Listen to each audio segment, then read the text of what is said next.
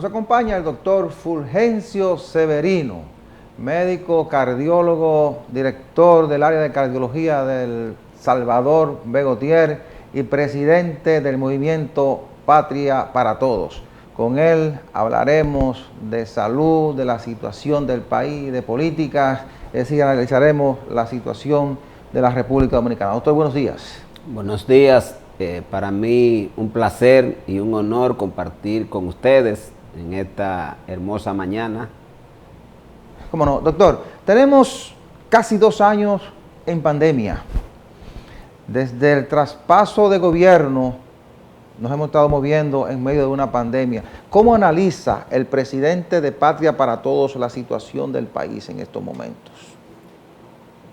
Bueno, lo principal sería decir que la economía en medio de la pandemia se ha ido recuperando.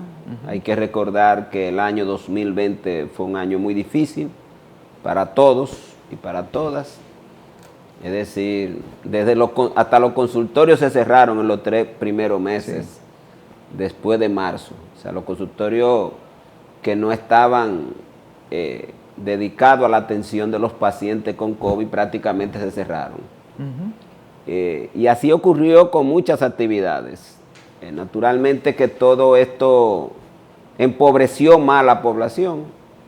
Los primeros estudios dijeron que la pobreza había aumentado en la República Dominicana, pero todos y todas vivimos una reducción en los ingresos.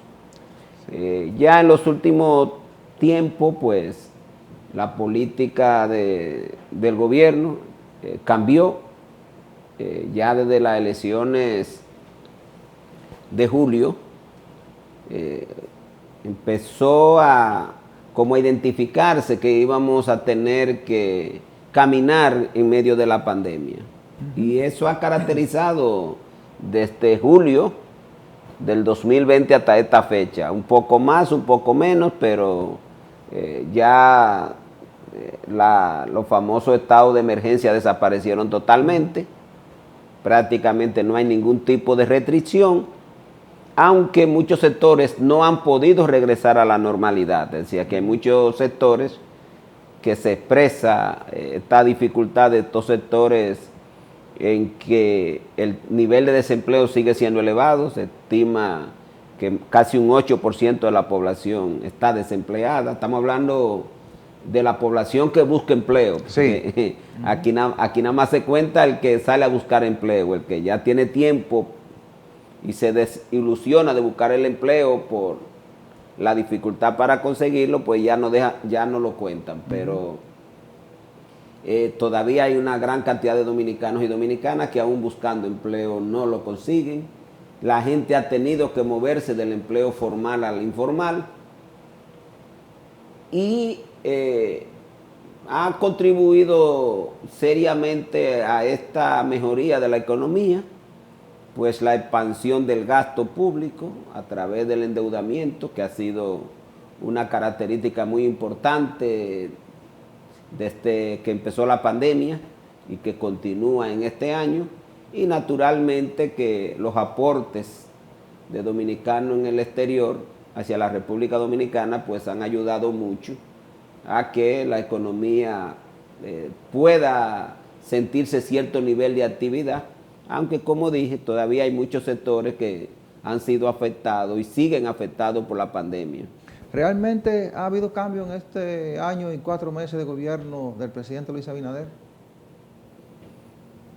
Bueno, visible así que uno pueda decir fuera del manejo de la pandemia diferente a los primeros meses del 2020, no creo. O sea, se pudiera decir que la economía, los elementos fundamentales de la economía siguen presentes.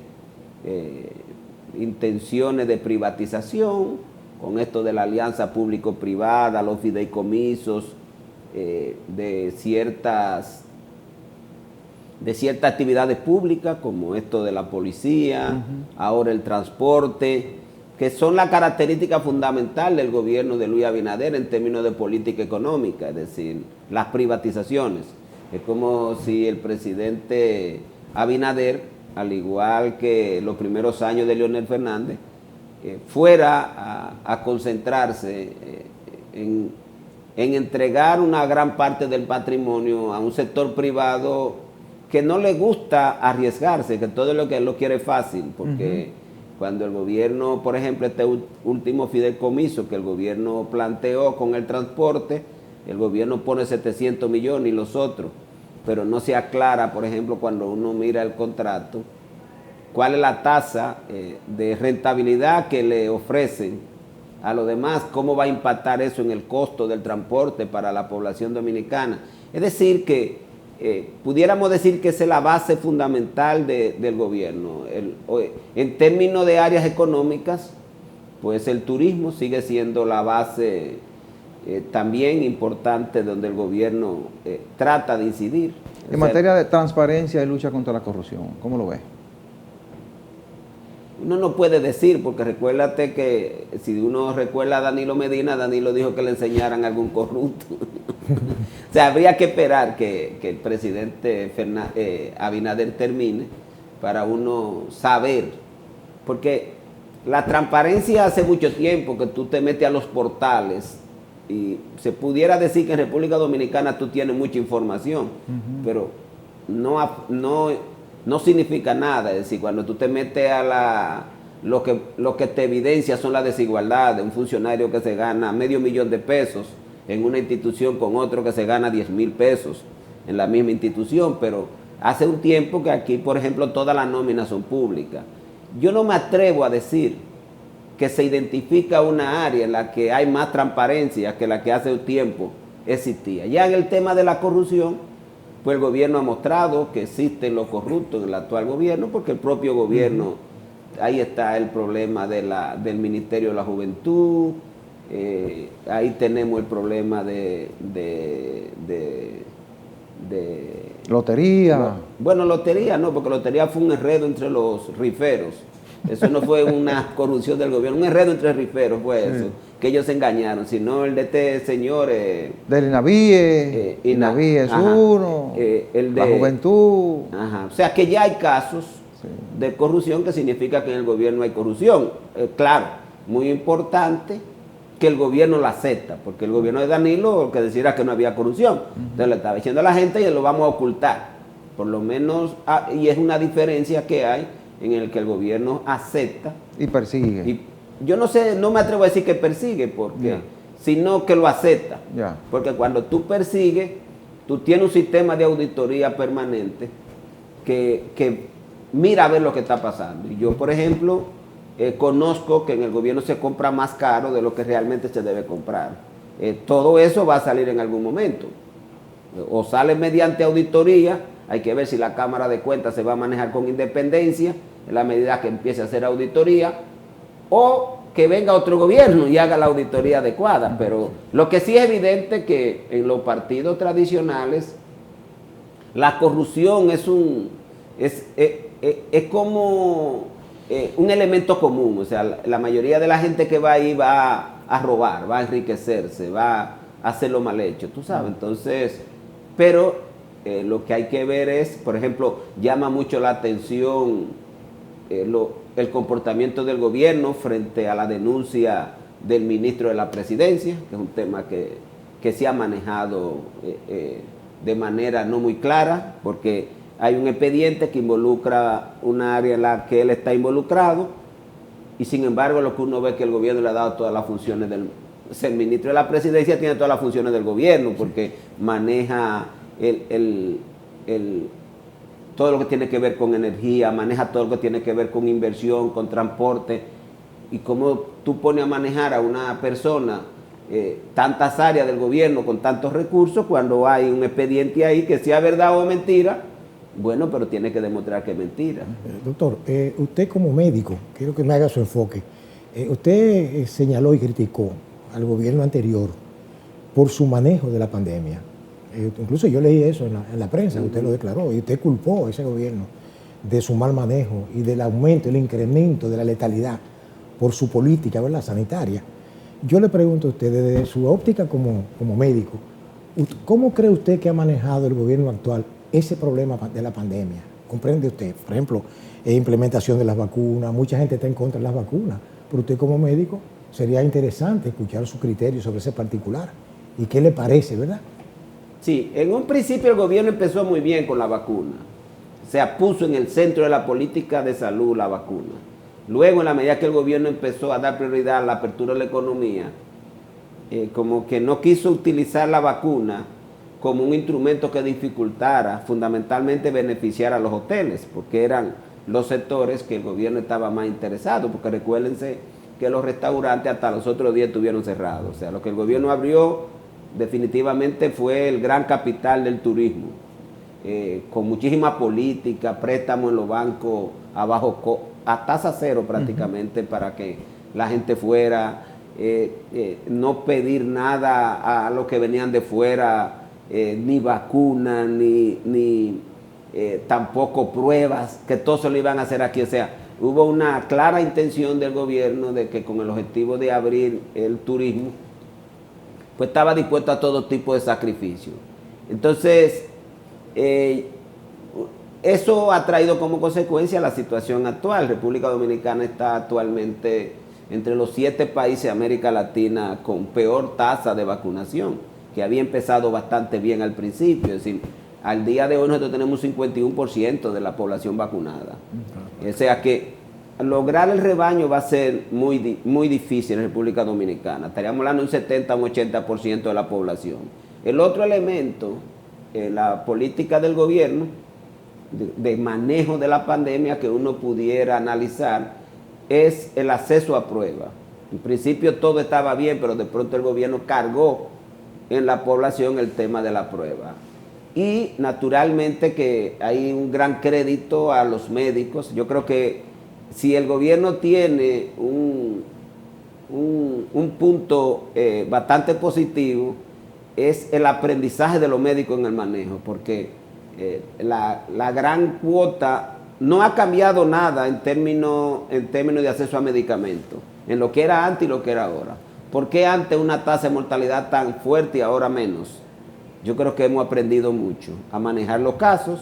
Ahí tiene mucho que ver con el aprendizaje de los médicos, no por política pública, sino porque el médico tiene una capacidad de autoaprender que es muy fuerte, porque lee revistas, congresos, que no lo podíamos hacer presencial, lo estábamos haciendo virtual. Es decir, aprendimos a manejar esta pandemia y a eso se debe que en los últimos años, no aquí, en el mundo entero, la tasa de mortalidad se ha reducido de forma significativa. ¿Te recuerdan esos casos italianos?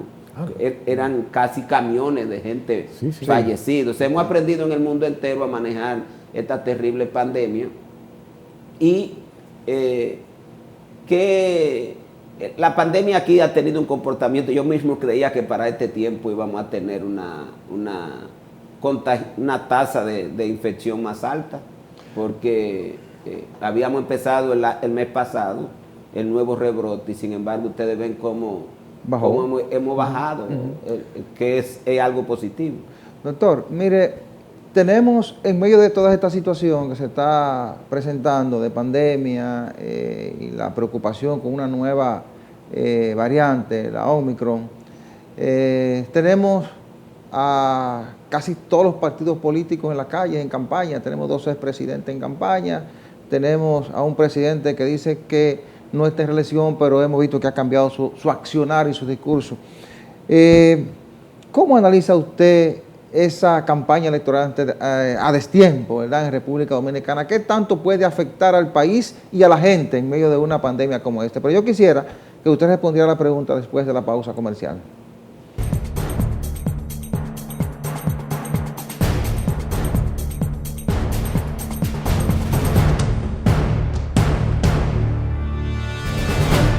Continuamos con esta interesante conversación con el doctor Fulgencio Severino, presidente del movimiento Patria para Todos. Doctor, dejábamos en el aire la pregunta, la campaña a destiempo. Sí. ¿Cómo puede afectarnos esto en esta situación? Recuérdate que la campaña tiene, ustedes los comunicadores y los periodistas saben más de campaña. Hay lo que se llama la vida interna de los partidos, que varía de acuerdo a cada partido. Por ejemplo, en el caso de nosotros, somos un partido más vinculado con la defensa de la población, entonces estamos todos los días en la calle mezclado, combinado, apoyando el movimiento social. O sea, hay una marcha, ayer había un piquete y nosotros estábamos ahí. Es decir, son dos visiones diferentes. Hay los partidos políticos que se dedican fundamentalmente al reclutamiento de personas, a ganar adeptos, a decir públicamente que lo están haciendo, pero es la vida interna propia de los partidos, porque eso tú lo haces diario. O sea, se supone que un partido, si es verdaderamente un partido, se reúne permanentemente. Por ejemplo, nosotros como partido nos reunimos permanentemente en todo el territorio nacional, y alrededor de eso lo que se hace son actividades, como te digo, en el caso de nosotros, que es un partido muy vinculado con la defensa de los intereses de la población, ponemos la agenda siempre. Si un sector está en protesta, ¿cómo el partido lo va a apoyar? Por ejemplo, había una marcha de mujeres el 25, pues el partido se involucra con esa marcha, aunque no aparezca con sus gorras. Si hay un piquete ayer por la rebaja del GLP, el partido está ahí. Si nos permiten que vayamos con la gorra o que vayamos con identidad, pues nos aparecemos con la identidad. Es decir, la vida de los partidos es permanente. O sea, eso no hay forma de tú evitarlo, porque si no el partido se te anquilosa. Si tú esperaras 3 o 4 años para reunirte, para hacer actividades, lo que hoy se ve es que en la medida que los medios son más abiertos, porque hay menos actividades políticas por un lado, pero hay más redes sociales por otra, hoy es más fácil que todo aparezca. Ya desde el punto de vista del presidente, pues yo creo que sí que está en campaña. Yo vi el acto que él hizo con médicos, me pareció algo como muy ridículo, tú sabes, decir que el presidente convoca a los médicos sin ningún sentido. O sea, se llama eso usar recursos públicos, porque convoca a los médicos porque son empleados, convoca a los médicos que están en una situación más de dependencia, pero no convoca a los médicos para nada, para algo, porque si tú vas a convocar a los médicos, dile aunque sea que tú vas a anunciar algo, pero simple y llanamente lo que fue de manera politiquera convocar a los médicos en el Cibao, porque estaba en el Cibao los que estaban bregando con COVID, no se sabe para qué. Entonces, son de las cosas que sí la Junta debería como regular las actividades del gobierno, porque los presidentes siempre están en campaña en nuestro medio, nadie se conforma con el periodo para el cual es electo, pero que usted use los recursos públicos para convocar a empleados públicos con una sombrilla para que nadie lo vea, yo creo que es inadecuado. Y a mí particularmente, cuando vi el acto de Santiago en la que se convocó a los médicos de esa región de Santiago, incluyó a Puerto Plata, Moca, me lució inadecuado, y que la Junta debió inclusive haberle llamado al presidente de la República, porque eso fue usar los recursos públicos. No puedo decirte, no sé lo que brindaron, porque ni siquiera le pregunté a los médicos si brindaron, pero se llama gastar dinero para promover al presidente de la República, porque él no fue a nada ahí. Doctor, fíjese, yo quiero aprovechar su condición de cardiólogo, muy prestigioso, que usted, una persona que es reconocida. Fíjese, hay una pandemia silenciosa que mucha gente no está observando. Yo sé que usted como cardiólogo lo ha observado, y esa proliferación de jóvenes que están muriendo de infartos. Fíjese, eso es algo que llama la atención. Gente joven, de 30 años y hasta menos. ¿A qué usted atribuye esa situación? A mucha gente habla de ese afán de buscar, ¿verdad?, el estrés, pero que debe haber otras causas, como usted ya como científico del área podría orientarnos, ¿verdad? ¿Y qué orientación usted le da a la población? Fíjense, cuando una gente muere a esa edad, una posibilidad es que sea un infarto, otra posibilidad es que sea una muerte súbita por una enfermedad genética. Siempre para nosotros la edad de menos de 40 años siempre es una expectativa para buscar si hay un evento genético. Y yo que estudié, por ejemplo, la muerte súbita durante 2018, 2 años estudié la muerte súbita desde el Instituto de Patología Forense. Vimos que había mucha muerte por enfermedades congénitas en personas jóvenes. Entonces, me refiero a enfermedades congénitas desde la perspectiva del corazón, que son la mayoría de las causas de muerte súbita que tiene la población. Entonces, ya causa vinculada propiamente con la cardiopatía isquémica, pues la vemos desde 2 perspectivas. En primer lugar, Nosotros ya hace unos años, desde Fricardo hemos visto que más gente joven es hipertensa. O sea, los factores de riesgo son mucho más frecuentes ahora en personas jóvenes que lo que veíamos antes. Y esto tiene mucho que ver con esta alta tasa de obesidad que caracteriza a la juventud y a la población dominicana de hoy, porque la gente come muy mal. O sea, la gente ya no sabe comer. La gente detrás de la comida rápida, no regulada, porque el Ministerio de Salud Pública hace pocos esfuerzos para regular el tema de la comida rápida. Yo estudié, por ejemplo, durante un año la importación de sal, y eso me dio un per cápita de consumo de sal del dominicano de 23 gramos de sal por día, cuando lo máximo que se acepta son 5 a 6 gramos por persona. Y estamos hablando de un per cápita de 23 gramos. Entonces, este alto consumo de sal, conjuntamente con obesidad, y este elemento que ustedes le añaden también, que tiene el mismo comportamiento para la hipertensión y la enfermedad cardiovascular que la obesidad, que es el estrés, sí. El gran congestionamiento que tenemos, el nivel de pobreza. Para nosotros los cardiólogos, ser pobre es un factor de riesgo de muerte cardiovascular. ¿Por qué? Porque no se puede comprar los medicamentos, porque no se puede ir a la escuela y comer mejor, porque no se hace ejercicio.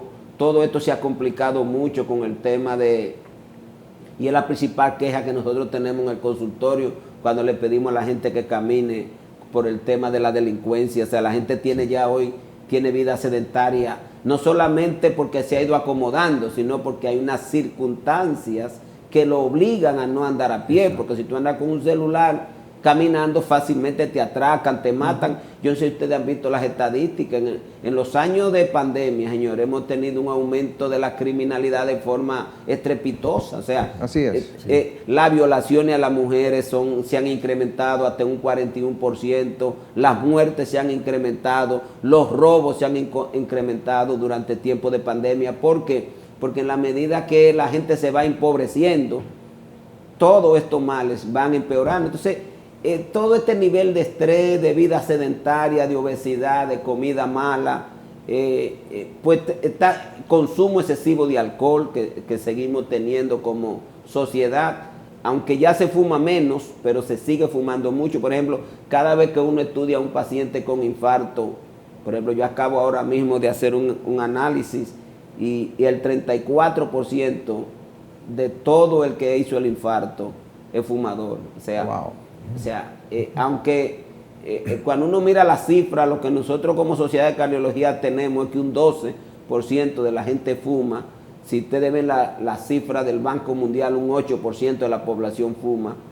Pero cuando uno mira una enfermedad cardíaca, entonces te das cuenta que los niveles de factores de riesgo en esa población son mucho mayores. Por ejemplo, en ese estudio que le estoy señalando, son 147 pacientes representativos de todo el país, de los principales hospitales. El 34% fuma, el 63% es hipertenso, es decir, el 27% es diabético. O sea, ¿qué es lo que quiero señalarles? Que tenemos duplicación o triplicación de los factores de riesgo cardiovascular en quien tiene la enfermedad cuando comparamos con la población que no tiene la enfermedad. Y esto lo que nos habla es cómo las personas que tienen estos factores de riesgo son los que tienen mayor posibilidad de hacer un evento, y ese llamado que usted hace, pues, es sumamente importante para que la gente recupere lo que nosotros llamamos el estilo de vida saludable, ¿no?